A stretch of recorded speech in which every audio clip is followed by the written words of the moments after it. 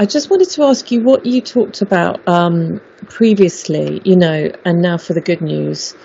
It was such a hopeful book, which I know we've already touched on, but I do think there's so many messages in there that I think would have relevance for what what the health and care kind of community staff are going through at the moment. I mean, it was around a lens on the world, which, as I said, was about hope. Anything else, I think, as we're kind of moving towards the end of the conversation, any other reflections on that I think people can, hopefully going away and read your book, but kind of hear about moving forward? I think a lot of businesses or organizations need to be restructured. And business isn't my area, but there is a chapter on business, and you get like the guys that are Paul Paulson or something used to be the head of Unilever. He's a messiah. The way business has to go forward.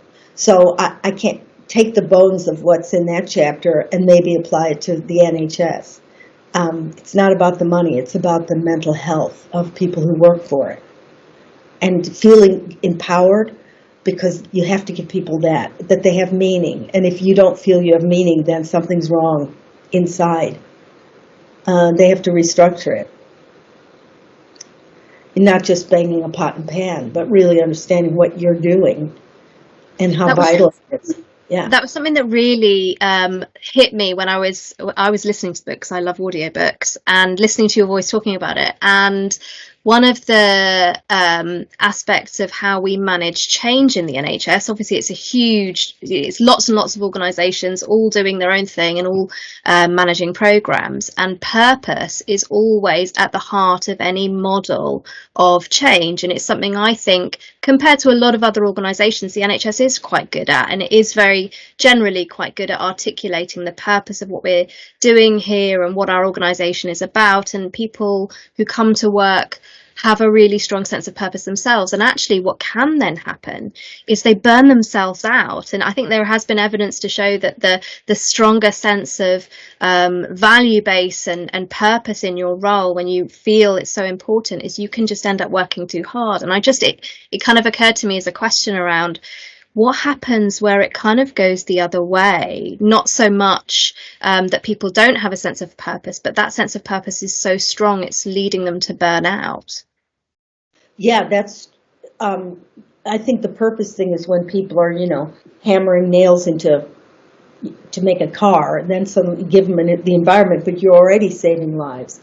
So I think that your purpose has to be, you need to spend time with your family, that you need to maybe get that 4.5-day week.